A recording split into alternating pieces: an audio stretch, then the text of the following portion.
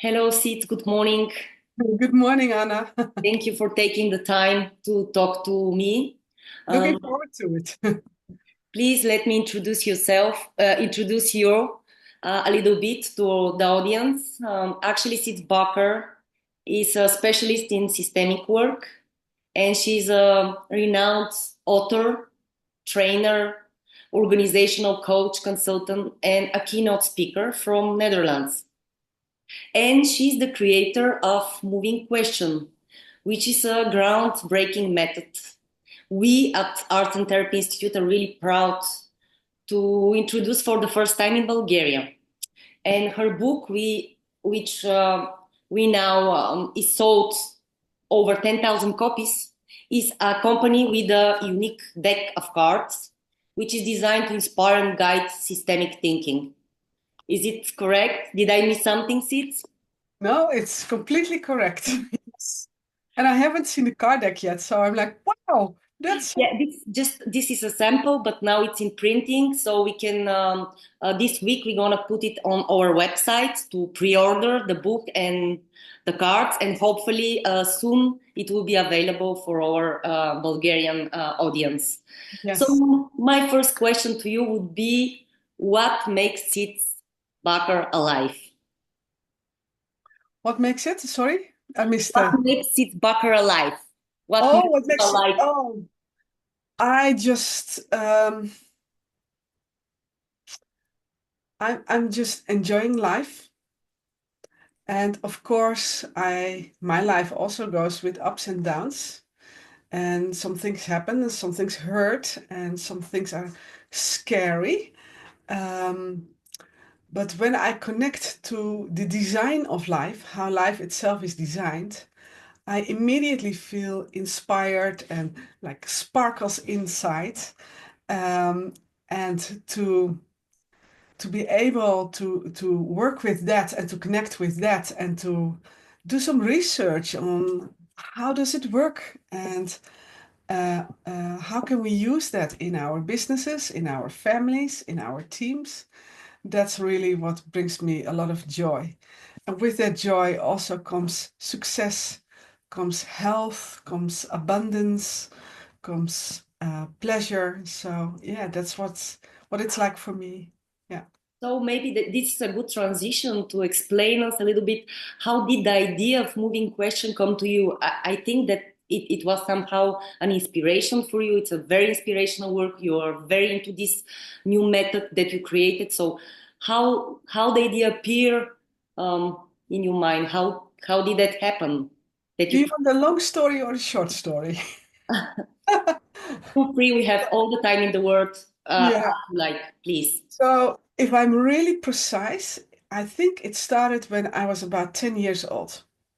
Wow. And I remember this scene where my father was sitting in his chair and he had to get up because he had to go to this meeting. But he had this very exhausting job. He had a wife and four children. I'm the oldest. Wow. And then he had all these obligations in the village we lived in. And he had to get up to go to a meeting. And this man, he was really exhausted. And I was looking at my dad being exhausted. And my mom was looking at him as well. And she lovingly put her hand on his knee and then she said, well, just keep up with it. It's only 3 weeks and then we have a holiday. And I remember looking at that as a kid and thinking, what? Is this how grown-ups live? Working, being exhausted, and then Waiting for the holiday. holiday, but then the holiday is only, 5 weeks a year. So the rest of the weeks is this about being exhausted? And I think somewhere in my brain, a seed was planted. And the seed was something like, how can I design my life in such a way that it's not living from holiday to holiday, but being okay anytime, anywhere, anyhow, no matter what. So I started looking around and I noticed that most of the people in my environment at that time were exhausted as well. And the women, most of them were stay-at-home moms. They're like this. And I was like, oh, there must be a better way. So when I grew up and I had to choose my studies, I studied HR, personnel management, human resources management, because I thought that's a field that is dedicated to how can you make sure people work well and have a good life in the work they do. Because I thought the work you do determines what you have access to, how you feel about yourself, how you view the world, if it's easy to travel, if you have a lot of money or a little money, if you have access to education, etc. Also your health, how much is your health influenced by your work? So I thought I must study HR because that's about work, and then I can design work in such a way that it goes well. But then when I started working in that area, I discovered that it's more about legal stuff. At least in the Netherlands, it's not really about creating good lives for people. So I started looking, and I just was determined, I guess. And I was just, searching and searching. There must be something. There must be. It can't be that there's nothing. There must be something. And then I came in connection with systemic work. I'm trained as a family constellator and as a business constellator. But working with constellations has conditions. So you must create a setting where you can feel safe. You slow down a bit. So there's some things you need to do in order to have a good constellation. And when I looked in my world, there was no space for that. There was no time for that. And asking people to slow down is like asking them to eat their own shoes. It's not something you do. So I thought this knowledge that I've been looking for so many years, how can we apply it in different ways? And then I created questions, and then in a way everything came together because you can always ask a question. If there's little time, you can still ask a question. If you're not in the position, in the highest position, you can still ask a question. And if you can't ask a question out loud, you can ask it inside to yourself and use the question to guide yourself in what am I pointing my attention towards? What am I spending my energy on? So when I discovered that, it was like, finally, this is what I've been looking for so long. So, if understood well, you've applied systemic work, principles, and knowledge to create Yes, moving question. And yes, so, actually, moving question and systemic knowledge they can be efficiently used without a formal business constellation, without doing a moving constellation. Actually, this is another way to access that knowledge through moving question. Is that correct? that's correct. We use the same knowledge, but we apply it in a different way.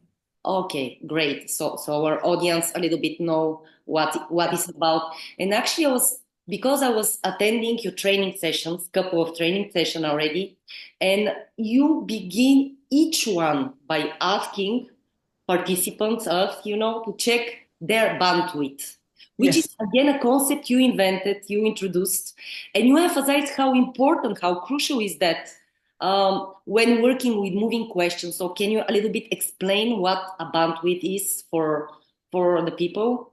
yes. So bandwidth is the amount of access you have to your own energy, to information, to capabilities.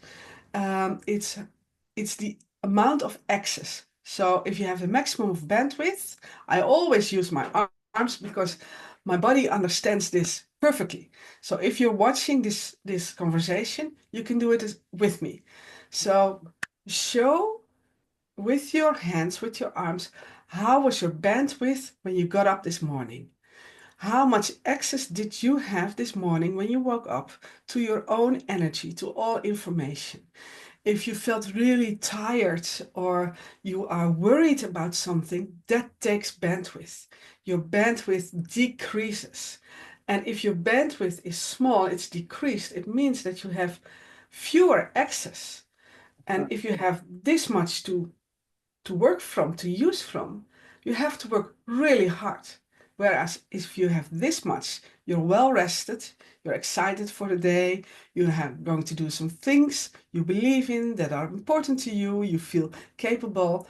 These are all indicators that you have a big bandwidth. then you have this amount of energy and information, etc., to pull from. Life gets way easier. So the thing is that you measure your own bandwidth, and whatever it is, and then you say, okay, I got up this morning and my bandwidth is like this. What is the smallest thing I can do to increase my bandwidth? And the amount of bandwidth is determined by what you are connected to. If you are connected to fear, there goes your bandwidth. Yes. Think a fear thought, you feel it in your body. If you're connected with trust or with love or with nature, your bandwidth increases. So my personal thought is, you can choose. Do you want to live like this or do you want to live like this? So for me in my life and also in my business and also in my family, I have a husband and 3 teenagers. I always measure this. So in the evening at the dinner table, I look at my family. How are they doing? 3 teenagers, so they go up every direction. How is the bandwidth for us as a family? And when they have had a bad day at school, one of them is in their exams, it's really hard for him. So he gets home and is really frustrated. And when he's frustrated, he's part of this family. We all get a little bit frustrated. And the dinner is getting a little bit frustrated. What connection can I offer to my son that increases his bandwidth? So I can make a joke. I can comfort him. I can tell a story about what it was like for me when I took my exams. I can, just say to him, it doesn't really matter. If you failed this year, you do it over again next year. So I'm looking at what connection can I offer to him that helps increase his bandwidth, and then the whole bandwidth gets bigger, and then we can hold together whatever it is that is going through his mind and through his body. Oh, thank you. That was really great. Yes. The example you gave. And actually, my next question will be more about the moving questions. When and how, just because of course, we always can ask a question. This is easy. But when and how does a simple question transform into a moving question? Yeah. So it becomes a moving question when you see, here's the bandwidth. Okay. And what am I connected to that my bandwidth has been decreased? I am feeling insecure. Through what connection did I get insecure? Did I believe that somebody else was better? Am I thinking that my English is not good enough? That's one for me that makes me insecure. What have I learned about this? What do I know about myself? Okay, so maybe my English is not perfect. And then I can create a new connection. What connection would be helpful? Maybe I can also believe that it's good enough. Is it true for me at this moment? Yes, it is. And then my bandwidth increases. So moving questions are questions that are aiming at connections. What is connected to what? And you've created movement if the bandwidth has decreased. So what very often happens is I work as business consultant, and then I have a client, and they're telling me about problems they have, about how awful it is, how difficult, how much money they lose, etc. When you zoom out, all the stories are somehow similar because they're all about decreased bandwidth in their system. And then they start explaining about this problem, and they give me all kind of details and examples. And when I listen to that, it's like, yeah, this is really difficult. This is really hard. Pooh. So how are they going to deal with this and to solve this? And then a moving question could be like, how many versions do you know of this problem? And then it's no longer about the problem itself, but I put a problem in a bigger context, in a bigger frame. And I actually ask, what is it connected with? Because if you know more than one version of the same problem, probably It's not about this case.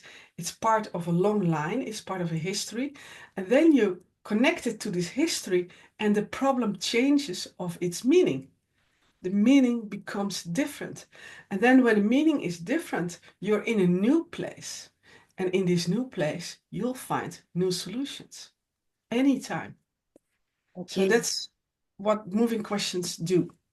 So actually, if I understood well, if we have a problem in our life, personal, professional, doesn't matter, a problem that repeats itself, that keeps coming back to us, somehow it's not it. The problem is a symptom of something else that's going in a more deeper level related to the connection to one of our systems that we are all part, family, organizational, national, I don't know. Yeah. Correct? Yes. And if you hear this for the first time, your brain might go like, what? Yes. Actually, it's very logical. So if a problem has many versions and it repeats itself, it's not a problem, it's a symptom. And then you need to do something else because if you're solving a symptom, a new problem will show up because it's a symptom, it has a meaning, and it's an indicator of something else. And this something else you discover and also solve through moving questions. To actually moving question are invitation that can open doors to a knowledge that is not rational because smart people they often focus on quick results, finding most rational, efficient solution now quickly. But however, intelligence it's not always equal to wisdom. And Exactly. the reason operates within a limited field, like within a limited dimensions. And actually, moving question is like kind of that's how I understand it. If I have to use a metaphor, it's kind of a door that can open or an elevator that can go a little bit deeper and show us a different field, perspective, knowledge, wisdom. And actually, here comes the connection with our body. Can you a little bit explain what is the best state of mind, state of, I don't know, when you ask moving question, talk a little bit about the present, the connection with the body maybe, or Yeah. this antenna that you talk a lot in our, that inner antenna that we all have, but how to connect to that, how to Yeah, and it's especially valuable for people who are smart, because if you're smart, you believe that you need to put more intelligence in looking for the right solution. And you want to analyze it and you want to understand it. So if you're smart, you zoom in and you use that kind of wisdom to solve problems. And the problem with being smart is that you're not open to other kinds of wisdom. And the systemic wisdom is using a completely different logic. So, where in analytical thinking that smart people use, it's important to really understand it and to zoom in and to know the data and to have the examples and the facts. When using systemic wisdom, you on purpose say, I don't know. Mm. I don't know, so I make myself available for whatever it is that I don't understand, that I have no reference to, that is new to me. So the, the world opens up to you in a way. And where in the analytical logic, you use your brain, you use the ratio to understand and to zoom in. If you work from systemic wisdom and the inner state of not needing to know what is right, what is wrong, even in a way not even care if it's right or wrong, which is really awkward if you're used at working with analytical logic. So in the systemic wisdom, you put yourself in an inner place where you don't need to know, and then you use your body as an antenna to receive information that's in the air all around you. And I often use the metaphor of the Wi-Fi. We don't find it strange that our phones can pick up information without, any threat to it. It just the Wi-Fi picks it up. Our bodies can pick up the Wi-Fi of systems. So if you're in an inner state of not needing to know and being available, you have the password to the Wi-Fi channel of a system, and Okay. then you receive the information. And it's really Very simple, and I'm sure everybody has experienced this because that's how our bodies are designed. So what sometimes happens to me when I'm in a meeting and I'm, in a good state, and I show up and I feel energized and inspired, I'm in a meeting, and during this meeting, I get a headache. Have you ever had it happen that you get a Sure, headache sure. or you get really tired, Yeah, get yeah. frustrated, or you get cold or warm? So it's a bodily response. I get, for instance, a headache. And then I can ask, does somebody have some paracetamol so I can take that and my headache goes away? My headache doesn't go away. The symptom is being repressed. So I get a headache. Um, as Siets, as a person, as a woman, I never have a headache. In my personal life, I never have headaches. So then I say, maybe this headache that is being created in this meeting, Mm-hmm. symptom of something else, of something that's going on here. What is headache a good solution for? For what reason is this body creating a headache? And I have done this for 15 years now. So I have quite a lot of experience. And in most cases, I won't say all because I need to put myself in a place where it might be different next time. But in most cases, getting a headache means for me that somebody is lying, not the whole truth is on the table. Something is not said. Something is No, it's lying. It's not. lying directly. Yeah, it's lying. So it's not fair and it's dishonest. And then I can look around and say, who here is lying? Of course, I don't do that. Yeah, I will be in trouble then. exactly. So what do you do? I can ask, are we sure that we are working with the whole truth? Are we sure that we have arranged the facts correctly? Or have we misunderstood the facts? Did we misinterpret them? Are the facts complete? And that's a way of connecting again. And then when I ask these questions, I can feel my bandwidth going and my headache disappears. And if everybody says, no, it's correct as we are, I say, okay, probably in this system, it's not possible at this moment to put the truth on the table. And then I withdraw and I say, okay, I'm not going to connect to this. I will wait until it's possible, or I wait until I get an invitation to address it. Because the system is bigger and stronger and older than me, I'm not going to fix a system that doesn't invite me to do something. If they say, oh, that's a good question, or I can see people's bodies responding to it. And I said, we haven't thought about that. And very often I create a little bit of silence. I create a space in which anyone could say, maybe we got it wrong. Without blaming, without pointing at them, maybe we got it. Maybe we need to think this through. Or maybe we have exaggerated some facts and we need to look at it differently.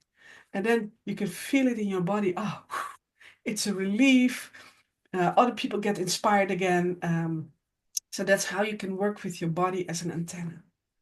Okay, great. And what are you three top favorite moving questions? Haha, that's a To good one. ask often that you know. First one, very easy. What did you say yes to by being here? What did you say yes to by being here? I often ask it. I ask it in a check-in when I'm the leader of a meeting, of a team. I always ask it to new team members. If I'm doing a job interview, I always ask it, if you would say yes to this job, what would you say yes to? Would you say yes to the company? Would you say yes to the people working there? Would you say yes to the product? Or would you say yes to the fact that it's really nearby your house and you can walk to work? What do you say yes to? And sometimes people say yes, for instance, to um, being able to contribute to something they believe in. And then they're inside the system and then they feel like, I'm not contributing at all.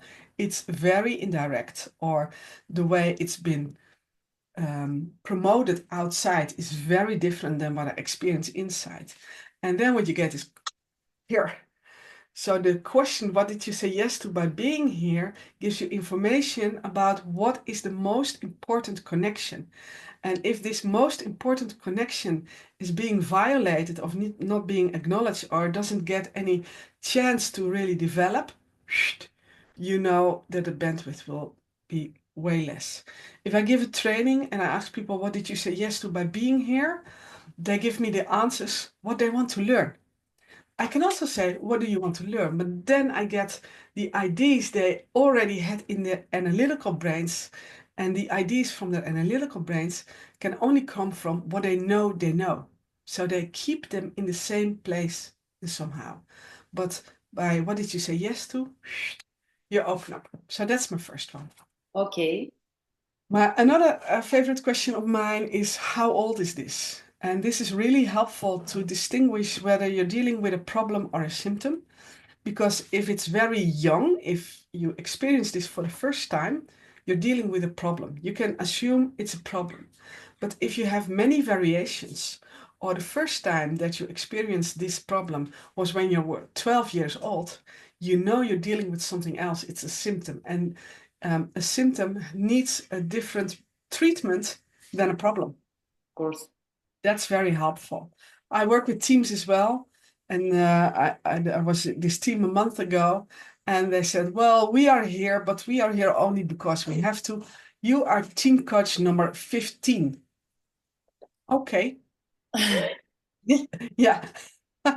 So if I'm team coach number 15, how old is this pattern? When did you start thinking you needed team coaching? And then I put myself in this line of 15. I'm not going to say, I'm going to do better than everybody else. So you find the right place for you, which is? Yes. And then when we can talk about the first time they thought they needed team coaching, we have this opening and we can say, how is it now different than then? Is it still the same? If it's still the same, and there have been 14 other team coaches, and none of them succeeded, I'm guessing they were all good team coaches. Can't be that they chose 14 bad team coaches. Of course. So, and nothing has changed. I assume something else is more important than the solution to what they define as the problem. Ah. Uh-huh. Okay. And then the third favorite question, that's one I never ask out loud, but it's always inside of me. What inner place am I connected to now myself? So when I prepare for this call, I put myself in the inner place of the expert and of the professional, of the entrepreneur who is really enthusiastic about Bulgarian translation. That's the inner place you're meeting me from now. But I can also choose the inner place of a colleague, or I can also choose the inner place of my 20-year-old version who was really ambitious and wanted to conquer the world. So I can choose from what inner place I'm showing up, and this inner place gives you connection to everything that's part of that inner place.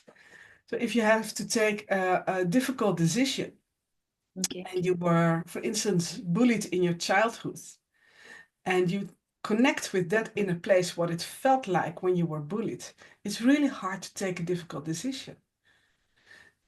So if you feel that you do not have access to the right resources, choose a different connection.